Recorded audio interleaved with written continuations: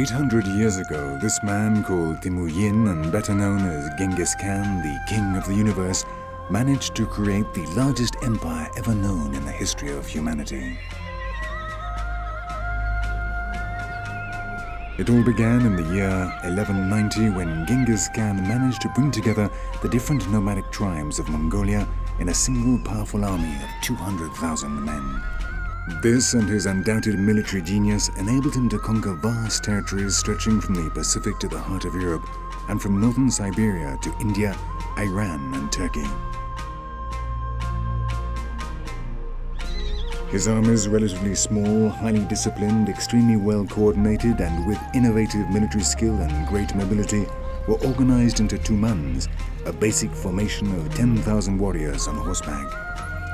The Mongol hordes lived out in the field and their battle tactics consisted of surprise attacks, charging at the enemy flanks and rear guard before launching heavy cavalry assaults. With the end of the Khan dynasty, a series of civil wars threw the country into confusion until in 1578 Buddhism was established as the form of government, under the leadership of Altan Khan. 2 centuries later, Mongolia came under Chinese control until 1924, when, with the creation of the Soviet bloc, the country converted to communism and became a satellite of the USSR. With the arrival of the Russians, Mongolia underwent rapid changes, modernizing and industrializing. Buildings, bridges, roads, railway lines, factories and schools were constructed. And the nomads looked on in astonishment as virtually overnight, their country was transformed from a primitive feudal society to the progress of the 20th century.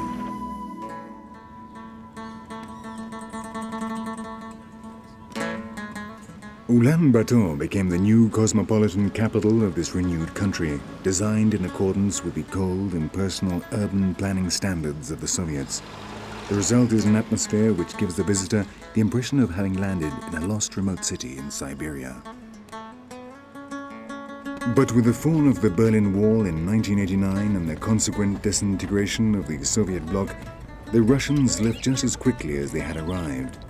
And overnight, Mongolia was completely paralyzed, suffering political and economic collapse from which it has still far from recovered. Since then, the city has rapidly deteriorated and its inhabitants struggle to survive as best they can.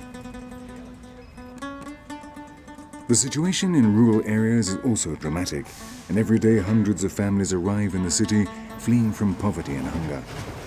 The new settlements which have been established in recent years have doubled the surface area of Ulaanbaatar, and it's calculated that around 40% of the city's inhabitants still live in Heirs, the houses of the nomads.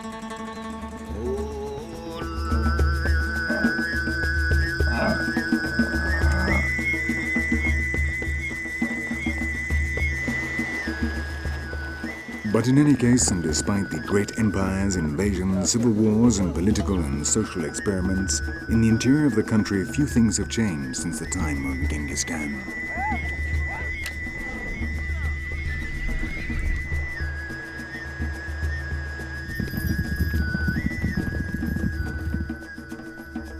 On the vast Siberian steppes, where winter lasts for 10 months, the life of these nomads is virtually the same as that of their ancestors. The horse is still their means of transport, and they continue to live by cattle rearing and hunting.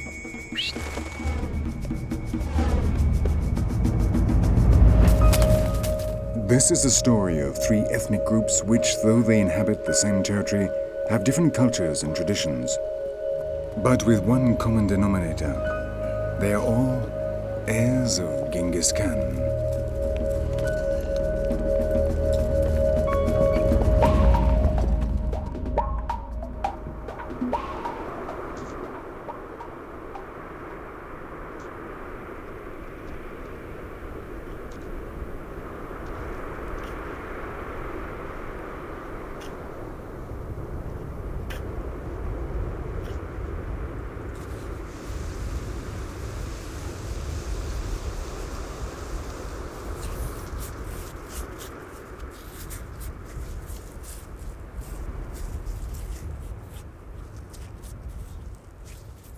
What this man has just found are dinosaur bones.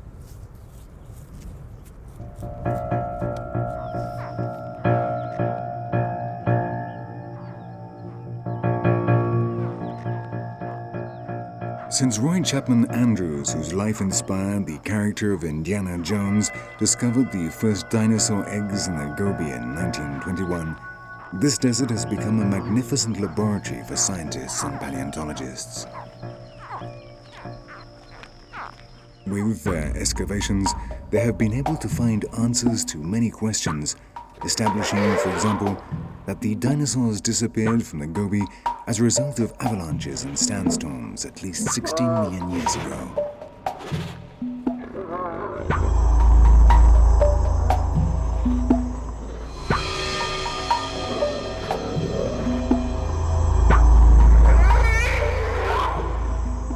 The most important discovery was made in 1993 when a joint team of American and Mongolian paleontologists, sponsored by the New York Natural History Museum, found over 100 complete skeletons and a number of fossils of dinosaurs incubating their eggs, some of them with the embryos still intact.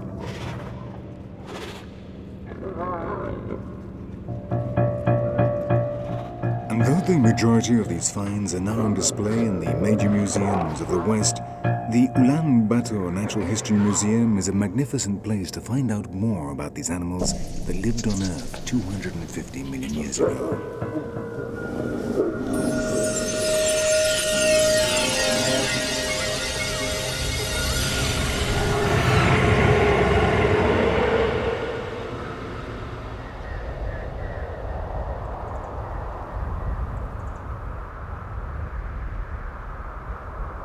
The Gobi is an extreme arid desert covering a third of Mongolia. Traversed by ranges of sand dunes constantly lashed by the wind, the first European to cross it was the Italian traveler Marco Polo in 1275.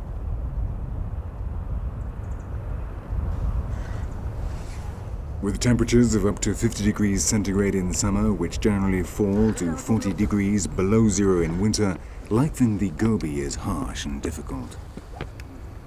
With the arrival of summer, the nomads of the desert card the wool to make felt canvases which will protect the gur during the long, cold winter months.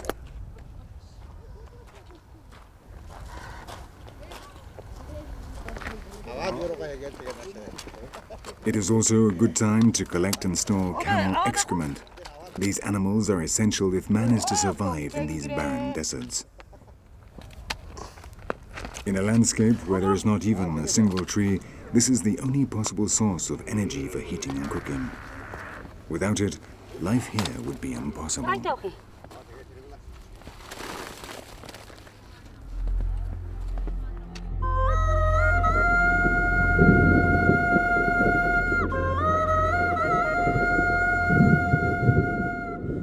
But every year with the summer storms, the Gobi gives a brief respite to its inhabitants. And for a few weeks, the miracle of nature returns to the desert, covering everything with a fresh green blanket of grass.